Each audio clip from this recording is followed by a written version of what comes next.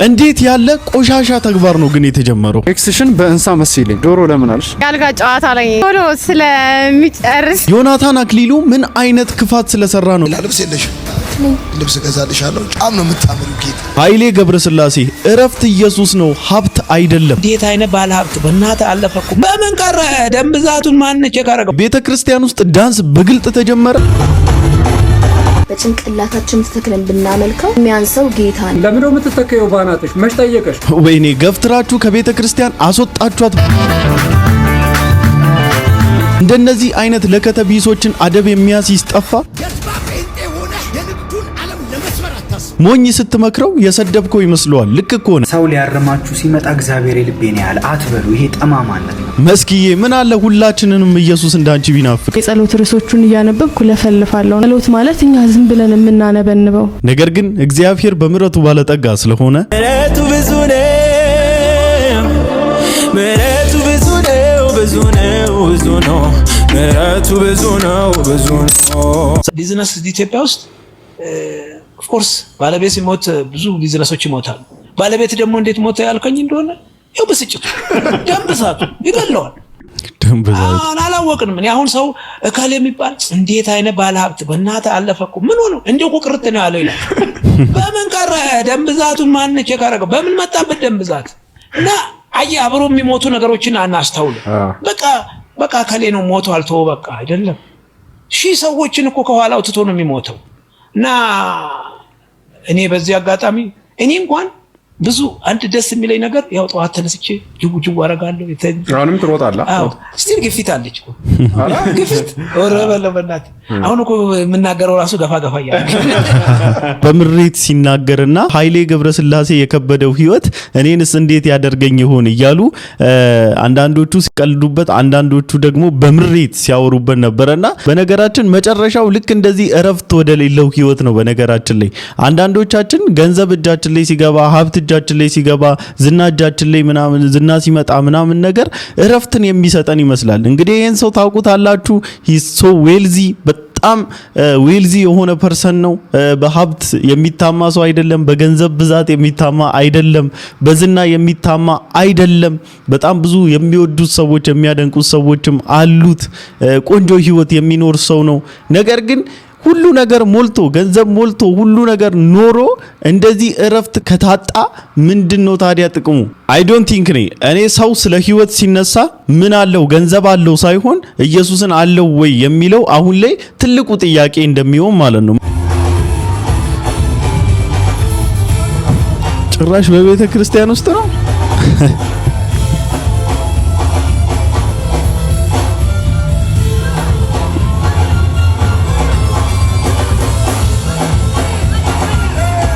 say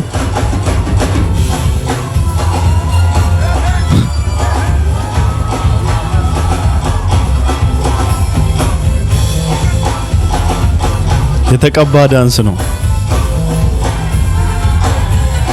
ያልወጣላችሁን የዳንስና ሽኮሎሌ መንፈስ ይዛችሁ ለመግባት የምትጋጋጡና የምትጣጣሩ ሰዎች በዚህ ቪዲዮ ዙሪያ እንግዲህ ሰሞኑን በጣም መነጋገሪያ ሆኗል። እጅግ በጣም መነጋገሪያ ሆኗልና እኔ ያዘንኩት ታላላቆችስ ችግር የለውም በቃ ምንም ማድረግ አትችሉም ማስተዋል የጎደላቸው ሆኖ ነው። እንዴት ታናናሾችን እንዴት ልጆቻቸውን ይበክላሉ? በዚህ ልክ እንዴት ከልጆቻቸው ጋራ በዚህ ልክ ይደንሳሉ? አንዱም ክለብ ነው ወይ? እንዴት ነው እንደዚህ የምታመልኩት? ጭፈራ ቤት ነው ወይ ማለት አልገባኝም። ለኢየሱስ ክርስቶስ ከዚህ በላይ ብንሆንለት ደስ ይለን ነበር። በጭንቅላታችን ተተክለን ብናመልከው ለምን አትተከሉም ታዲያ? ቆይ ለኛ ለምን ትነግሩናላችሁ? ምንድነው እንዴ? ስናመልክ መከራ ሳናመልክ መከራ፣ ከዚህ በላይ ገና እናመልከዋለን። የኔት ጌታ ኢየሱስ ምን አጥፍቶ ነው እንዴ? ነገር ምስጋና ነው? ጌታ ኢየሱስን ለማብሸቅ መሞከር ነው? ጭራሽ የናይት ክለብ ልምድ ቸርቻችሁ ማምጣታችሁ ሳይንስ ጭራሽ ሲያንሰው ነው ባናታችን ብንተከል ለማመስገን ነው ለማብሸቅ ነው እየሞከራችሁ ያላችሁት ጌታ ኢየሱስን። እግዚአብሔር አምላክ ባልጠይቃችሁ መንገድ እያመለካችሁት ጭራሽ ደግሞ ሲያንሰው ነው ብሎ ደግሞ ጭራሽ ባናት ለምን ነው የምትተከየው? ባናትሽ መች ጠየቀሽ? እግዚአብሔር እኮ አልጠየቀሽም። ባናትሽ እንድትተከይም እንደዚህ እየጨፈርሽ የናይት ክለብ ልምድ ቸርችሽ ውስጥ አምጥተሽ እንድደንሽም እኮ እግዚአብሔር አልጠየቀሽም። ጭራሽ ሲያንሰው ነው። ነገ ደግሞ እርቃንሽንም ወተሽ እያመለክሽ ለምን እርቃንሽን ስትበይ ሲያንሰው ነው ልትይ ነው? እንዲስ እንደማትይ ምንድነው ያለን ማስረጃ? ይሄ ልምምድ ሁሉንም ፕሮቴስታንቶች በፍጹም አይወክልም። በተለይም ደግሞ የቆዩ ትልልቅ የፕሮቴስታንት አብያተ ክርስቲያናት ይህን ነገር ይቃወማሉ። ችግሩ ምንድነው? በፕሮቴስታንት ውስጥ እንዲህ አይነት ልምምዶችን ስትቃወም ማድረግ የምትችለው በራስ ቸርች እንዲህ አይነት ነገሮች እንዳይከወኑ ማድረግ እንጂ ይህንን የሚከውኑ ቸርቾችን ምንም ማድረግ አትችልም። አብዛኛውን ጊዜ ይህንን ልምድ ከዓለም ወደ ቸርች ያመጡትም የግለሰብ ሐሰተኛ ነቢያት ቸርቾች ናቸው። ስለዚህ እነዚህ ሰዎች በፍጹም እንደ ፍላጎታቸው ወጣቱን በሚያዝናና መልኩ ሄዶ ስጋዊ ፍቃዱን የሚፈጽምበትን ናይት ክለብ ዘግቶ እዚህ መጡ እንደፈለገ እንዲጨፍር ነፃነት ሰጥተው እንዲደንሱ የሚያደርጉ ሐሰተኛ ነቢያት ቸርቾች የግለሰብ ቸርቾች ናቸውና እባካችሁ ፕሮቴስታንት እንደው ትንሽ ከቀልባችሁ ሁኑና ቢያንስ ትልልቆቹን የቀደሞቹን የራሳችሁን ቸርቾች እነርሱን ተከላከሉ። ከነዚህ ከግለሰብ ከሐሰተኛ ነቢያት ቸርቾች ውጡ። መተዛዘብ ራሱ እጅግ በጣም የሚያስጠላና የሚቀፍ ነገር ነው። የምትቃወሙ ሰዎች እኮ ትኖራላችሁ።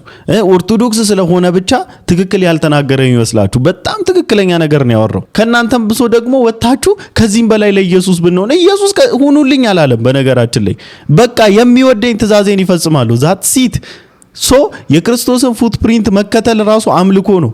እርሱ እንደወደደ መኖር ራሱ አምልኮ ነው። ባናቴ ብዘቀዘቅለት ብደፋለት እርቃኔን ባመልከው እርቃናችሁን አምልኩኝ መቻለሱ የትኛው መጽሐፍ ቅዱስ ክፍል ውስጥ አገኛችሁ? ዛሬ ወተሽ እርቃንሽን ብትወጪ ልትደፈሪ አትችይም። አንተስ ወተ ለሴቶች መሰናከያ ልትሆን አትችልም። እያሰብን እናውራ እንጂ እርቃናችንን ብንንከባለን መሬት ላይ እስቲ ውጡና እንያችኋ። ታዲያ ምን በአፍ ብቻ ሁላችሁም ወጣችሁ እርቃናችንን እንዲህ ብንሆን እኛ ማምለካችሁን ጠልተን አይደለም። ሰውን የሚፈትንና ትክክል ያልሆነው ነገር ላይ ግን ትክክል አይደለም። በቃ ኮምፕሮማይዝ አይደረግም እንደዚህ አይነት ጉዳይ። ሰገን ይፍጠርናት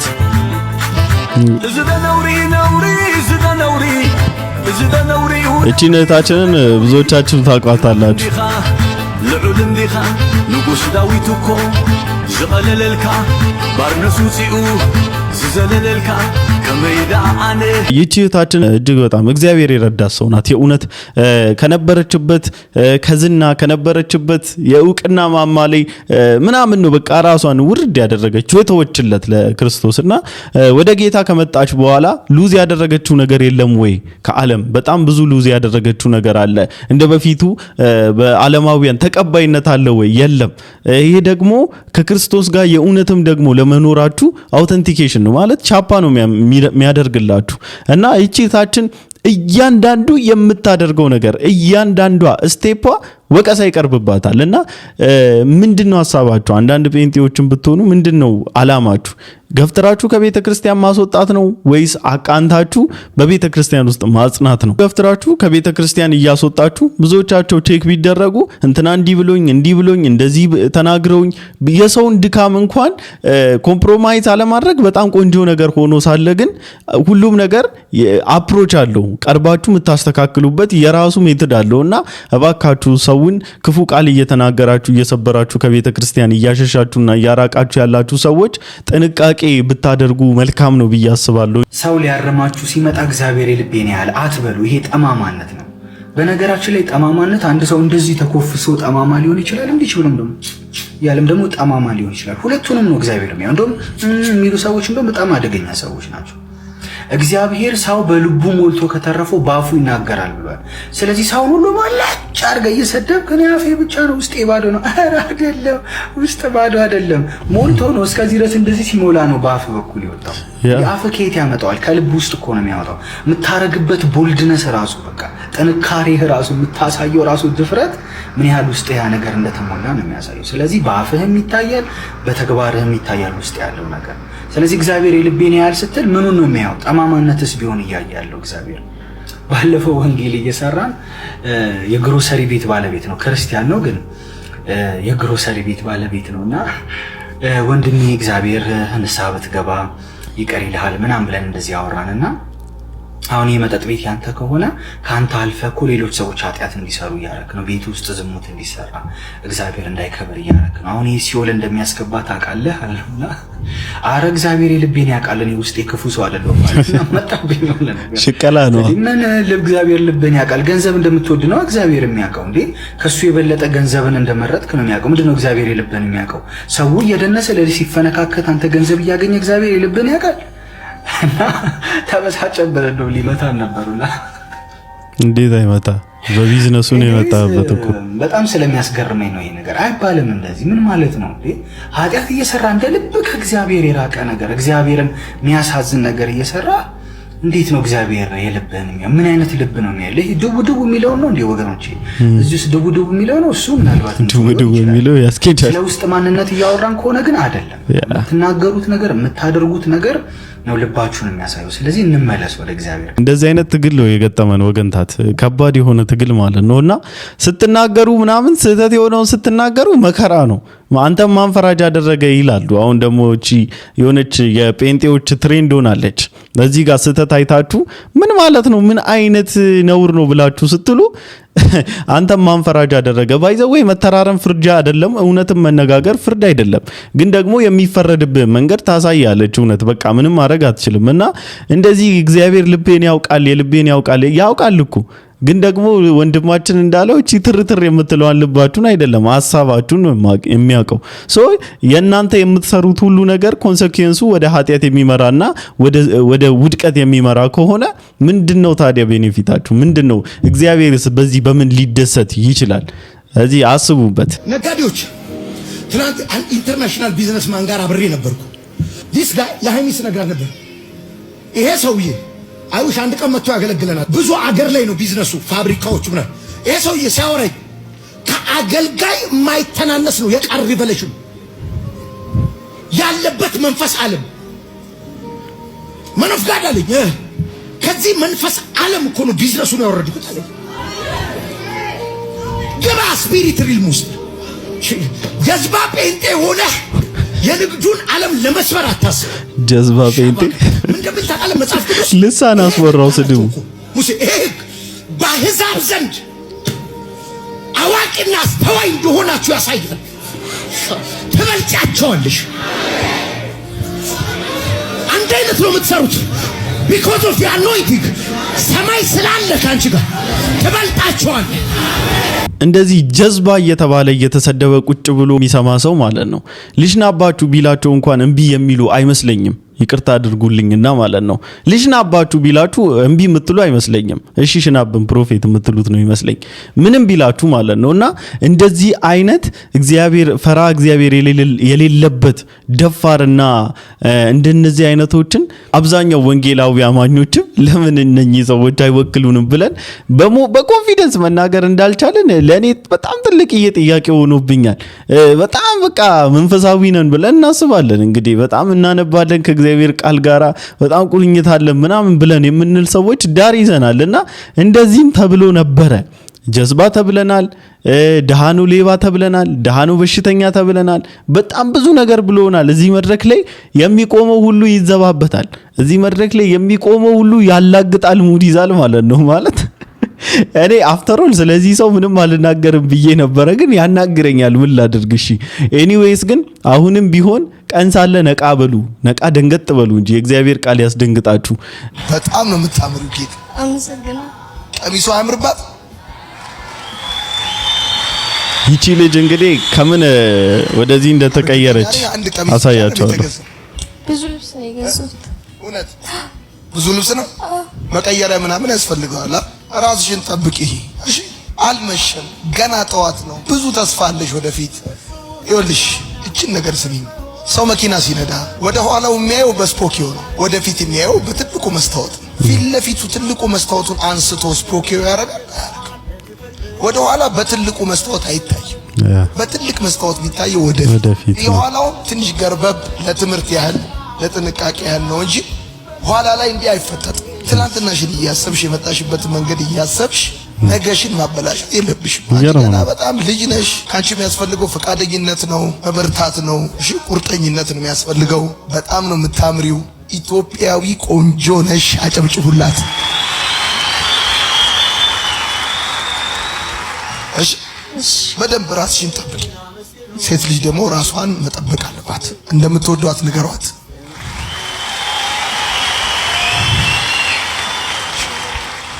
ለምልሚ፣ ክፉ አይንካሽ፣ ትልቅ ሁኚ፣ ይከናወንልሽ፣ ድመቂ፣ አብረክርቂ፣ የሚያይሽ ሁሉ ይውደድሽ፣ የሚሰማሽ ይቀበልሽ፣ አግኝ አይወሰድብሽ፣ እድሜ ሲጨምር ኃይልሽ ይጨምር፣ ትላንት የመጣሽ ደግሞ አይምታሽ፣ ይከናወንልሽ። የዛሬ ክብርሽን ስኬትሽን የዛሬ 2 ዓመት 3 ዓመት ማዕረግሽን ሳቅሽን ሀብትሽን ዘርሽን ለማየት ያብቀኝ። አሜን አሜን። ተባረክ ኢየሱስ። የመልካም ወጣት ሰሞን እንደሆነ ታውቃላችሁ። በጣም ብዙ ወጣቶችን የብዙ ትላልቅ ሰዎችን የብዙ አባቶችን ቴስቲሞኒ እየሰማን ነው ያለነው። መልካም ወጣቱላ የሚለው ስም በቃ ኖርማሊ የፕሮጀክቱ ስም ነው እንጂ የማይሄድ የእድሜ ክልል የለም የማይሄድና በጣም ልጅ ከእናት ጋር ልጅ ከአባት ጋር እየታረቀበት ያለው ልጆች ደግሞ ወጣቶች ደግሞ ራሳቸውን ለመለወጥና ወደሚገርም ትራንስፎርሜሽን ለመግባት በቁርጠኝነት በቃ በጣም በጉጉት የሄዱበት ትልቁ ፕሮግራም ነውና እኔ መልካም ወጣት ሰሞን ላይ በጣም ደስ ይለኛል። በጣም የምሰማቸው ቴስቲሞኒዎች አንዳንዶቻቸው ምናምን ግነት እንደሚፈጠርባቸው ምናምን አይደሉም። በጣም ሪል ደግሞ ከልብ የመነጩ የሚቀራርሙ ቴስቲሞኒዎችም ጭምር አሉና በዮናታን አክሊሉ አገልግሎት ዙሪያ እንግዲህ በስፔሻሊ በዚች ልጅ ላይ የተለያዩ ሰዎች ሐሳብ ሰጥተዋል። ከናቲ ጋር ታስታርቀኛል ከናትሽ ይቺ ናት የቀደመዋ ልጅ አስታርቅሻል። እናትሽ አዳማ ነች። ያየኸውን አገልግሎ ዮኒ ዛሬ አገልግሎት ቢያቆም ተሳክቶለታል። እግዚአብሔር በሚያውቀው በዚች ልጅ ላይ በዮኒ አልፎ እግዚአብሔር የሰራው ስራ በጣም ድንቅ ነው። ለናቷ ለቤተሰቦቿ ቀጥሎ ደግሞ ለማህበረሰብ የምትጠቅምና መልካም ልጅ የምትሆንበትን አሻራ አሳርፎላታል። እግዚአብሔር በሚያውቀው ዛሬ ላይ አገልግሎት በቃኝ ቢል እንኳን ዮኒ ተሳክቶለታል። በዚች ልጅ አየህ፣ በትውልድ ላይ ተጽዕኖ ማሳደር ማለት ይሄ ነው። በትውልድ ላይ ተጽዕኖ ማሳለፍ ማለት ይሄ ነው። በጣም ብዙ ሰዎች ከእንዲህ አይነት አጋንንት ስላልተፈቱ ነው ባይዘው እየታመስን ያለነው። በጣም ክፉ ነገሮች የበዙት ማለት ነው። መልካም ወጣቱ ተሳክቶልሃል ዮኒ። እግዚአብሔር ካንተ ጋር ነው።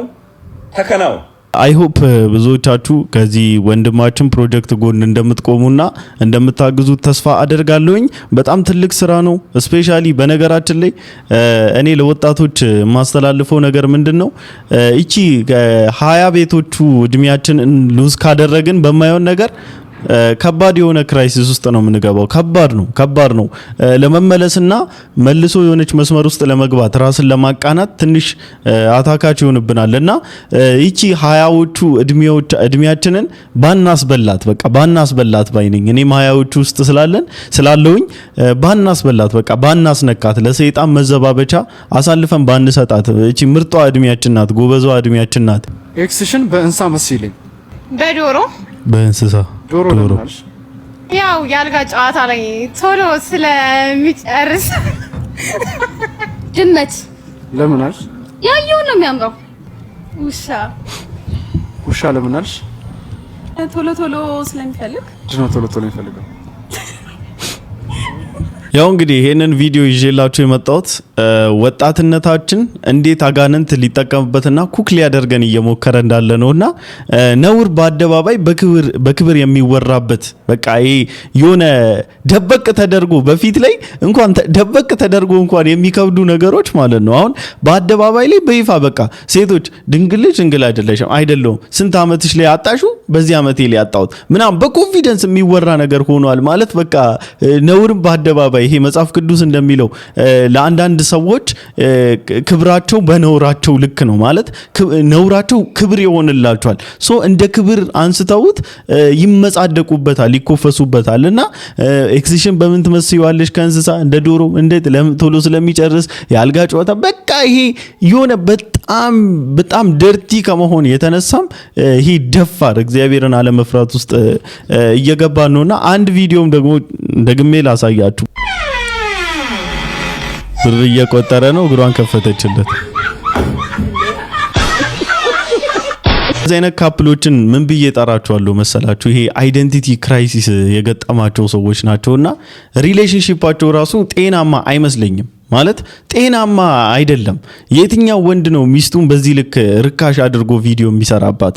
ይሄ እኮ በጣም ወንዶችን የሚያሰድብ ከወንዶች አባልነት ላይ መሰረዝ ያለበት ሰው ነው እንደዚህ አይነት ነውረኛ ማለት ነውና ከምር ይገርመኛል። እንደ ኮንቴንት አሴ ኮንቴንት እሱ ከዚህ ብሩን ሲቆጥር እሷ እግሯን ትከፍታለች። which means ገብቷቸዋል በቃ ነገሩ አይደለ?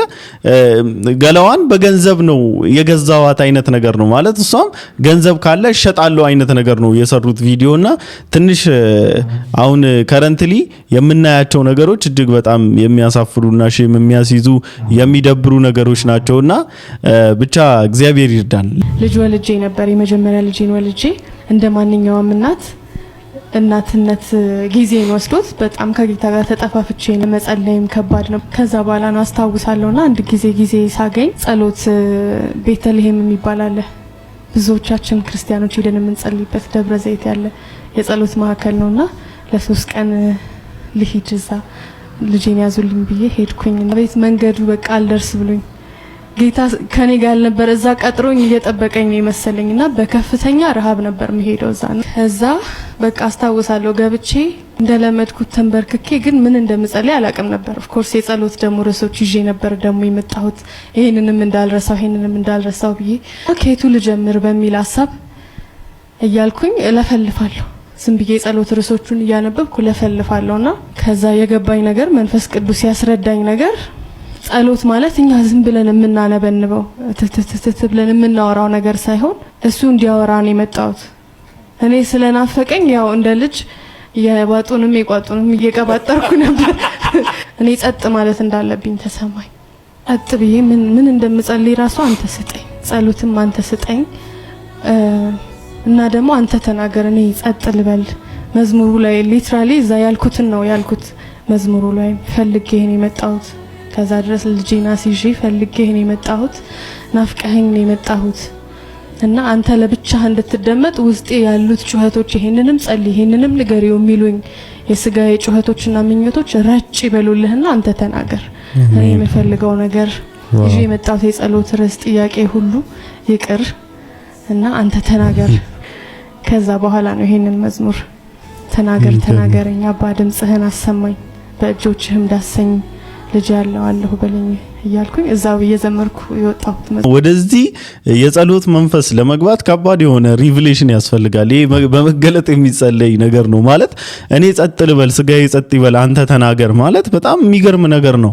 አሁን እግዚአብሔርን እያስቸገረን አይመስላችሁም? ብዙዎቻችሁ ኖ አንተ ያልከው ለምን እኔ ያልኩት ይሁን አንተ ያልከው በህይወቴ ላይ ለምን ሀፕን ያደርጋል? እኔ በምፈልገው መንገድ ለምን እንዲሄድ አፈቅድልኝም?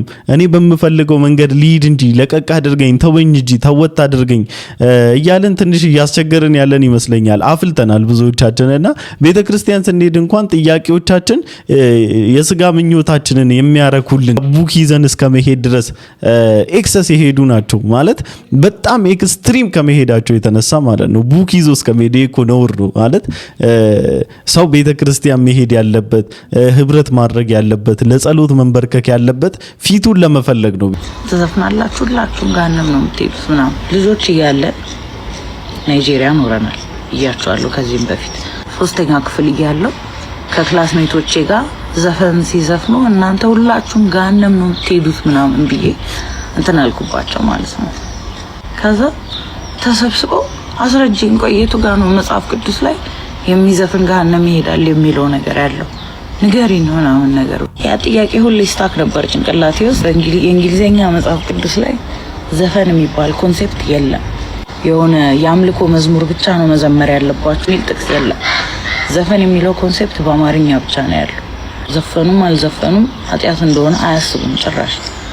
ከዛ ደግሞ የሚጠጡ ሰዎች አሉ። ጠጥተውም ሰክረውም ክፋት አይሰሩም፣ ሰው አይበድሉም፣ መልካም ሰዎች ናቸው። ይፍታታሉ። የሚቀጥለው ቀን ወደ ስራቸው፣ ወደ ህይወታቸው፣ ወደ አገልግሎታቸው ምናምን ነው የሚመለሱት። ሌላ ሀገር ያሉ ክርስቲያኖች ማለት የኛ ካልቸር ሀበሻ ካልቸር not even just the ጴንጤ ብቻ ሳይሆን ሀበሻ ካልቸር በአጠቃላይ ለሁሉም ነገር ጥግ ነው የምንይዘው። ሁሌ ግራም ይገባል እና እኛ ብቻ ምንድን ነው የሚመስለን ማለት ነው። ክርስትና በሀበሻ ባህል ፕራክቲስ ሲደረግ ብቻ ነው በእግዚአብሔር ዘንድ ተቀባይነት ያለው የሚመስለን ማለት ነው። ሌሎች ባህሎች ራሱን አምላክ ያመልካሉ፣ ራሱን አምላክ ያምናሉ አይደል?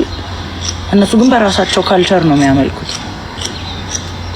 እነሱ ይጠፋሉ ማለት ነው። ሰው ትልቁ ውድቀቱ ይጀምራል ብዬ የማስበው ስፔሻሊ ልክ እንደዚህ እህታችን በጌታ ቤት ውስጥ ያደጉ ሰዎች ውድቀታቸው የሚጀምረው አሁን ከረንትሊ እየተሳሳቱ ላሉት ስህተት ጥቅስ መፈለግ ሲጀምሩ ነው። ስህተቶቻችሁን ለማጽደቅና ትክክል አድርጋችሁ የሰው ልብ ውስጥ ኢሜጅ ለመሳል ጥቅስ መፈለግ የሚጀምሩ ሰዎች ጥቅስ የሚጠቀሰው ወይም ጥቅስ የሚፈለገው ለመማማሪያነትና ከእግዚአብሔር ቃል ጋር ፌሎሺፕ ለማድረግ ሌሎችንም ለማስተማር እኛም ደግሞ በዛ በእግዚአብሔር ቃል እውነት ስለሆነ መንገድ ስለሆነ መንገዳችንን ለማቅናት መንገዳችንን ለማረም መንገዳችንን ለማስተካከል እግዚአብሔር እንደወደደና እንደፈቀደ ለመኖር ስንል ነው እንጂ እግዚአብሔር በማይወደውና ባልፈቀደው መንገድ ላይ እየሄድን እንደሆነ ያወቀን ጥቅስ አንፈልግም። ስህተት እንደሆነ ስለምታውቁ ነው ጥቅስ የምትፈልጉለት። ጥቅሱን ስታጡ ግን ምን ትላላችሁ? ብዙዎቻችሁ ትክክል እንደሆናችሁ ይሰማችኋል። ትክክል ለመሆናችሁ የሚያረጋግጥላችሁ የእግዚአብሔር ቃል አለ? የለም። ነገር ግን እንደተሳሳታችሁ የሚያረጋግጥላችሁ የእግዚአብሔር ቃል አለ። ባካችሁ ለስህተቶቻችሁና ለምታደርጉት ትክክል ላልሆነ ጤናማ ላልሆነ ነገር ጥቅስ መምዘዝና ጥቅስ መጥቀስ ይቅርባችሁ። በፍጹም ልብህ በእግዚአብሔር ታመን፣ በራስህ ማስተዋል አትደገፍ፣ በመንገድህ ሁሉ እርሱን ወቅ፣ እርሱም ጎዳናህን ያቀናልሃል ይላል እግዚአብሔር ቃል። ባለን ጊዜ ሁሉ መጽሐፍ ቅዱስ እናንብብ። የእግዚአብሔር ቃል ብናዝን ያጽናናናል፣ ብንደክምም ደግሞ ያበረታናል። ባይ ኤኒ ሚንስ የእግዚአብሔር ቃል ላይ ዲፔንድ መሆን ነው።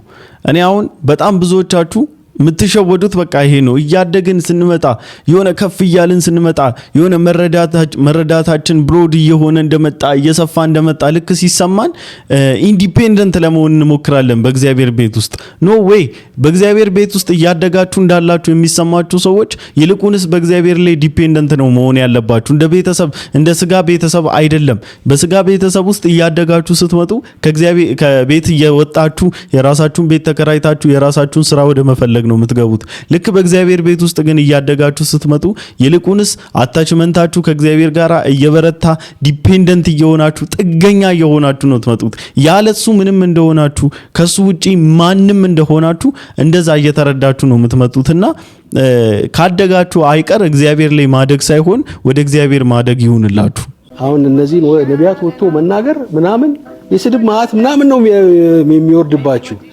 ግን ቤተክርስቲያን በቃ ካላለች መሪዎቿ ማስቆም ካልቻሉ የማይሆን ነገር ሲሆን አይደለም ይሄ ልክ አይደለም ማለት ካልቻሉ ማረም ካልቻሉ በዛ ላይ ደግሞ የሌላ ቸርች ሰዎች ናቸው እነዚህ አባል እንኳን ቢሆኑ የራሳቸው አባል ትገስጹታላችሁ ታቀኑታላችሁ። ከሌላ ቦታ ነው የመጣው መድረክ ላይ የሚፈልገውን ሐሰት ዘርቶ ይሄዳል። ማን ያገኘዋል? በቃ ዘርቶባቸው አእምሯቸው ውስጥ ከቶባቸው ይሄዳል። ስለዚህ ቤተክርስቲያን በጣም አደጋ ላይ ስለሆነች ይህንን ኃላፊነት የሁላችንም ኃላፊነት ነው። መሪዎች ብዙ ተሸርሽረዋል። ሰውየው አገልጋዩ በዚህ ሲሄድ ሚስትየው ቤት ጠርታ በነብይ የምትገለገል ምናምን ትኖራለች። እነዚህ ሐሰተኛ እየሾለኩ የሚገቡ ሞኞች ሴቶችን የሚማርኩ ይላል። እየተሽሎኮሎኩ ነው የሚሄዱት። አንዱ ስሰማ ነበረ ተጸልይልኝ ባክ እንዲሆኝ ላውቆ ነው ያኛው የሚደውልልህ። በቃ 5000 ብር አስገባና በዋትስአፕ እንትኑ ላክልኝ እኔ ጸሎት ላይ ነኝ ጸልይልሃለሁ ምናምን ይለዋል። አራውን እስቲ መጀመሪያ ጸልይልኝና አስገባልኝ ይለዋል። አንተ ጊዜ የለኝም ብያለሁ እኮ ከፈለክ በስልክ 5000 አስገባ፣ ገስታውስ ከፈለክ 15000 አስገባና እንትኑ ላክልኝ ጸልይልሃለሁ ይለዋል።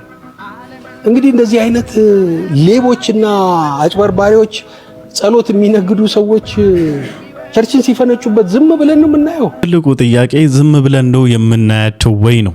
እስከ መቼ ነው ዝም ብላችሁ የምታዩቸው? እንደዚህ የሚሰበክለት ኢየሱስ አይናፍቃችሁም ወይ? ለኢየሱስ ምስክር ነህ? አዎ ምስክር ነኝ። ምስክር ነኝ። አዎ እንደሚያድን እንደሚታደግ በከበረው ደሙ ልጁ እንደሚያደርግ ለኢየሱስ ምስክር ነኝ። እኔ ምስክር ነኝ። ምስክርም ነው ቅዱስ ቃሉ ኢየሱስ ክርስቶስ ቤዛ እንደሆነ ለዓለም ሁሉ። አዎ ምስክር ነኝ። ተገርፏል፣ ተሰቅሏል። አዎ ምስክር ነኝ። ሞቷል፣ ተቀብሯል። አዎ ምስክር ነኝ። የሞትንም ጣራ ፈራርሶ ተነስቷል። አዎ ምስክር ነኝ። እናገራለሁ። ኢየሱስ ክርስቶስ የዓለም ሁሉ ቤዛ ነው። ምስክር ነኝ። የኛ ወንጌላችን ቤተክርስቲያን ትልቁ ፎከሷና ትልቁ አላማዋና አጀንዳዋ ሊሆን የሚገባው ይህ ነው። ይህ ምስክርነት ነው። ይህ መስክሩት። በቃ ይሄ የሚደበቅ ሐቃችን ስላልሆነ የምንደብቀው እውነት ስላይደለ ማለት ነውና ለማንኛውም ለዛሬ ይዤላችሁ የመጣሁት ቪዲዮ ይመስል ነበር። ሁላችሁም እንደተማራችሁበት ቁም ነገርም እንደጨበጣችሁበት ተስፋ አደርጋለሁ። በቀጣይ ቪዲዮ እስክንገናኝ ድረስ ሰላም ቆዩልኝ። ይመቻችሁ።